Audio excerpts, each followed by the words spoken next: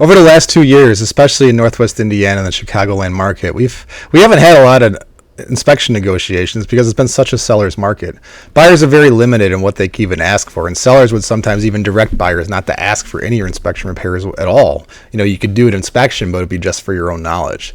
And so today I want to talk to you about my inspection objection secrets. And what I mean by this is just how I handle the inspection and repair request process. The way I approach these inspection negotiations is absolutely paramount value to your client. So stay tuned and we'll give you my best secrets and how I've been successful in inspection negotiations over the years. Hey, what's up everybody? Tony Anczer here, your coach helping you win every single day at the game of real estate. Today we're going to talk about inspection negotiations. And as you know, I'm a competitor. I love to win. While you're here, if you're interested in booking a call with me to talk about strategies to help you win, please do that in the calendar link below, or my contact info cell and DM info is right there. If you're interested in partnering with me at the record-breaking Wolfpack group, where we provide resources needed for agents to sell real estate the modern way, leveraging technology and from masterminding with other top producing agents, please go to the link below and book a time to chat. There's a ton of information in the below linked agentwolfpackgroup.com website. It'll talk about the things we do different and the value stack we have. So I'd love to hear from you and talk about partnering for free with our group for no cost, that we can help you win even more every day as a real estate agent. Okay, back to our topic of negotiating inspection repairs. For agents that have only had their license since 2018 or 2019, these agents may be new to negotiating inspection repairs, especially because it's been such a seller's market and sellers haven't had to be very open to accommodating inspection requests. And it's interesting to see the market as it shifts from less of a seller's market to more of a buyer's market. The buyers do have a little more recourse to ask for things on an inspection, and we're not having to waive certain rights of inspection to get our contract even looked at anymore, let alone accepted. So now we come back to this, and there's such a value add proposition in there with the inspection negotiations. So let's talk a little bit about what I do in my approach to winning in inspection negotiations. And the first thing is that you have to come from a position of fairness. Everybody knows that bulldog that's like, this is what we're asking for, this is what you're doing, or we're out of here. And that usually doesn't work. This approach just turns people off and gets sellers emotional. And it's not the best way to approach a negotiation, especially if it's already been maybe a little heated during the contract time. But what you want to do, what you can do, is come from a position of fairness. Talk to your client. I use education so much to limit my headaches down the road, and we'll talk a little bit about that on the seller side in a second. But let's focus on the buyer side. I help my buyers educate them about the inspection process. Right when we get our offer accepted, my buyers get an email that states things like what radon is, what does an inspection cover. This is why I suggest sewer televising, all of that stuff to cover the major things. And so that's sent in an email, and so they know the details of the inspection process, because we want a comprehensive inspection of the home, and the inspection is literally just an education piece for the buyer on the home. And it's important for the buyer to know exactly what an inspection covers, and to know if they want the additional items that always aren't just covered in like the base inspection. Like around where I live, radon's a separate test, or if you want your sewer service televised, that's something separate. So you make sure your buyer is educated on everything they might want to ask for in the inspection. So in the inspection process, when you have comments, sometimes you can get a little bit of money off the price, or maybe a seller concession, or maybe a new furnace or water heater or whatever. But the inspection is not to try to get another foot up, or to get back some of the money you offered on the house, or to negotiate down the contract price. The purchase price and terms is one negotiation, and now we're just talking about inspection. So you got to remember those aren't tied together. So the main part of the inspection is an education of your home. So I talk to my buyers about that. They know what they're getting into, and a big part of it is how smoothly an inspection goes is who you hire as an inspector. Because as an inspector is going to give them a comprehensive report that has all these little things broken out that covers rubber hoses on the washer and dryer, all those little things. I've had one inspector that was great to work with. He accommodated schedules well, was responsive, fairly priced, did a great job. He would educate buyers well during the inspection, but he would get the buyers all emotional about items he found in the house and tell buyers things like, the seller needs to fix this, and this only has a couple years life on it, so the seller needs to give you a credit, and on and on. And that's not what the inspection is for. It's not to make a big list of everything that needs work on the house to have the seller make those repairs, it's a chance to learn about the house you are buying. So even if it was a buyer's market, which we're far from, sellers aren't going to replace the hoses on their washing machine or little things like that. Inspectors provide an educational piece to let you know about those things that maybe need to be taken care of sometime in the future. The inspection report will list maintenance items. It will list health and safety items. Anything related to the electrical system is going to be considered a health and safety item.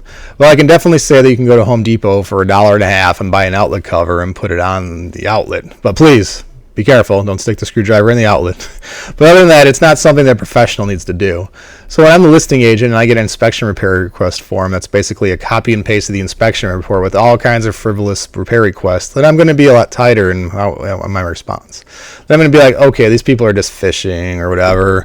They're probably going with the old ask for two things, get one thing, and they're who knows what they really want. But that's an old school way of handling objections, and nowadays that approach just turns people off and gets the sellers emotional as they think your repair requests are overly burdensome. And sometimes the sellers think you're trying to get out of a deal. Like I've had it recently where a buyer basically wanted everything in the inspection report given to the seller for them to repair, and the seller just thought we were trying to find a way to get out of the deal, and the seller got all upset. So I had to talk down that situation. And so you just want to get right to the point. Okay, in your inspection you want to tell them exactly what you're asking for, what's your non-negotiables. And well, if you go to the inspection language in at least in our Indiana and Illinois contracts, it says that you can have an inspection, but it's for the functionality and safety of the home, not for you to give the seller a list of everything the house needs to make it brand new again, because it's not brand new. Before we even place an offer while we are touring the homes, I do a lot on the front end as well, like walk around the house during showings. I'm not just opening the door and then, checking my cell phone. I'm looking at the general age of the water heater in the furnace and, checking out the foundation for any red flags. I'm not an inspector, but there's no reason for my client to put an offer on getting a contract negotiated, pay up to $800 for inspections and a termite and all that good stuff, and then terminate the contract because of stuff that I could see right away. If I was, things like that is what I do. Like a big one is looking in the lower level to see if there's signs of water, because that's the easy one that a lot of buyers might miss, not knowing what those signs look like. And we want to come from a position of fairness. The water heaters, outside, if it's outside its life expectancy, it's like 8 years old, generally at the end of its expected service life. But is it working? Is it leaking gas? Is that something that, could last an additional 10 years? Yeah. Maybe it only lasts another 2, possibly. But that's something that if it's working, I don't typically recommend to be replaced unless it's 15 to 20 years old, where it's not expected to have any life left in it. So I usually wouldn't ask for it if it's in safe working order. But then, we go on and maybe there's, a break in the sewer line, and that's a non-negotiable, right? We got to get that taken care of. That's a huge dollar item. It's also an item that has a lot of potential pitfalls. As you know, the price can escalate quickly for things like repairing a sewer service. If you're just saying, if you're telling your buyer, hey, it's like $10,000 to get the sewer line replaced. Well, if the sewer runs on the other side of the street, you have to dig through the street to replace it. You got to get permits. You got to repair the street. It's going to cost a lot more because you have to pay for all the traffic control and road patching and all that. So be careful in quoting prices of things like that, especially other potentially pricey items, like if the roof has some wear and tear. Get a roofer up there to inspect and provide a quote for any needed repairs. Make sure it's a contractor you trust and that they look at the roof. They might say, yeah, we could certify it, or maybe this one has some damage, but you know what? It looks like it was from the hailstorm recently, and the seller could probably get that repair covered on their homeowner's insurance. And so if you come with a strategy like that, you could possibly get your buyer a new roof, and your seller would only have to pay their deductible if that was really damaged from a recent hailstorm. So just finding some strategies like that, because again, the seller might have to pay $1,000 to $2,000 of their deductible to get a $10,000 to $15,000 repair done, and that that's pretty win-win. And then if we come from a position of fairness, right? So the stuff that's going to cost, say, over $1,000 to replace when it comes up, when it comes to that, you might not want to ask the seller to do that. You might want to credit, because if we're going to ask them to, say, replace the AC unit, then what they're going to want to do is they're going to want to get the cheapest one they can find, and you don't want your buyer to walk into the cheapest one, so you might just want to get a credit. And again, if the air conditioner is 15 years old, that's pretty old for an AC unit, but if it's holding steady at 68 on a hot summer day, then it's working. So we can't ask for that to be replaced per the contract. You can always, negotiations always go a little different, but And again, if the home was marketed as a working air conditioner and it's not working, then at that point you could ask for a new air conditioner because the advertisement said it did have one. And again, we'll get into, do we really want to ask for a new AC or maybe a credit? We'll talk about that in a second. So it's all about coming from a position of fairness and understanding. Like if you have a super handy buyer, you can talk to him and they might be more interested in giving concessions if they know that what they can do for the repairs, and they will likely know that they can do it better than what they're going to get the seller's handyman to do it for. Because if you ask the seller to put in a new furnace, or AC, they're going to put in that cheapest one they can find, and who knows how long that's going to last, or how good of a product, or how efficient that's going to be for your buyer, who might have to pay super high electric bills now because they got a cheap, inefficient AC unit. But if you have a client who's like an HVAC tech and they can get a top-of-line furnace or AC for cheap, then that changes our approach. Instead, we might want to ask the seller to provide a credit instead of providing a new AC again, because they're going to want the cheapest one they can. So there's a lot of factors, and you got to be present in this situation, because as a real estate agent, you want to provide value whether you're the buyer's agent or the seller's agent.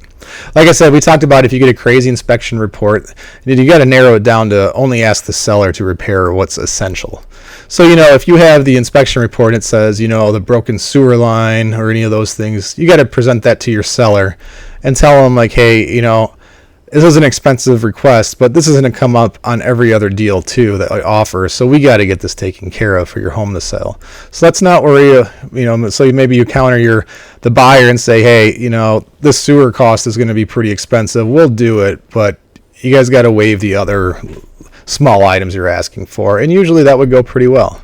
And also you got to look at what the market's like, because if you got a really good offer, if you're representing the seller, you have a really good offer, you're in this contract, then you may want to encourage your seller to say, hey, normally I would say don't do this, and if the deal falls apart, we can get another offer, but the next ones might not be as good as this one. So that comes to be a factor too, as to how hard you want to dig in your heels into the negotiation.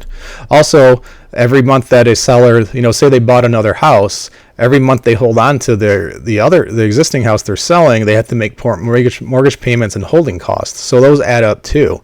And so at some point, sellers might be like, hey, I'm not excited about doing that, but I'll spend $500 to make that repair so I don't have to make another $2,000 mortgage payment. So they're still ahead. And I guess maybe as a buyer's agent, if you get the report back and you talk about going back on the market, you got to look at that too, because if you're the buyer and you got your offer accepted and the market's really hot and prices are escalating, you don't want that negotiation to fall apart because the seller won't give you a $300 repair if you know that in a month the house is going to go up another 2% in value and you're going to have to pay another $4,000 for the same house. So you kind of see where that's going. And all of a sudden maybe we can get that water heater replaced because the market's a little different, and they want to get the home. Buyers might be willing to take some things on, but get compensated for it. And I got absolutely no idea about electrical, so I have an electrician do that work, and I have a negotiation strategy with that, and say, let's put all these repair requests on there because it's a major health and safety. But understand that we might do these couple things, and so sometimes you'll just send an objection or inspection notice, and they'll bring it back and they'll do everything, and you're like, cool, that's great. But a lot of times the agents will be savvy enough to call and be like, hey, we can't do all this. What can we do just to get this done? And as an agent, if you can have that conversation right away, like, hey, my clients can do this and that, they really want the furnace and electrical taken care of, but the water heater, they can hopefully get some more years out of that, and then bam, we can make the agreement right there. They can go back to their client, we can go back to our client, sign the paperwork, and then you're good to go. You have that negotiation completed because you already talked to that with your client in advance and avoided an otherwise really difficult and emotional process. And so that's just all about having the right conversations, and doing the right thing leads to a much smoother negotiation inspection process. And at the end of the day, you want to go through the inspection negotiations to get to the closing table. My last piece of advice is never go halfway, right? This is more, with price or whatever, but never go halfway. Always try to get that upper hand, even if you have to inflate the price. Ethically, we'll talk about that. Like, hey, we got a quote for the furnace that's $5,000, but you can get a higher quote for, say $10,000 from the right vendor. I promise. I know some vendors around here that they give you numbers and you're like, what planet are you gonna do this work on? It's so high. I just recently got a quote to replace a stand-up shower and a tub, and it was $23,000, for a $5,000-$6,000 project. I don't know how they stay in business, but you can bring that quote and say, hey, this is what that repair is, even though you can get it for cheaper. But that's the point. And so maybe you have like a higher quote. You know that you have a good furnace guy that can replace it for $5,000, but you could also get a quote from a different vendor for $10,000. So you get that $10,000 quote. You could, and again, that you could really get it done for $5,000. But in your inspection request, you give that quote and say, hey, this is $10,000 of work. That they're probably going to want to come back and counter you. Maybe they want to split it with you at $5,000, and then you're happy because that with $5,000 will actually pay to get the HVAC unit you want from your trusted vendor, and then the seller's actually happy because they think they got their ass cut in half. So that's a good strategy right there. And at the end of the day, if you're in a buyer's agency or seller's agency, your fiduciary duty is to that person. So all those things matter. You're not lying. You're not saying, okay, here's the quote we have, what we can do with it. If we have a great guy who you trust who's half price, you don't have to share his information if you don't want to. You just have to know how much he charges for the furnace. I wouldn't even go out and actually give you a hard quote because you do have two numbers and you'd be misrepresenting the truth. But again, if you can get the work done cheaper, and so that's what you want to do. You want to control those negotiations. You have to have the plan. Maybe you have calls with people in your industry partner group, like we have at the Agent Wolfpack, and say, hey, I heard that you had dealt with this before. What would you think about this inspection negotiation? And, they might have some strategies for you from their experience. And if you put them in contact with your buyer seller, maybe they don't have to do everything, or maybe they don't have to completely rewire the whole house because it's aluminum wire. Maybe there's some workarounds to it. And regardless, it's a win-win for your client. You're always trying a way to provide, value. And remember to always just be fair to make sure you understand, but make sure you understand that winning is cool.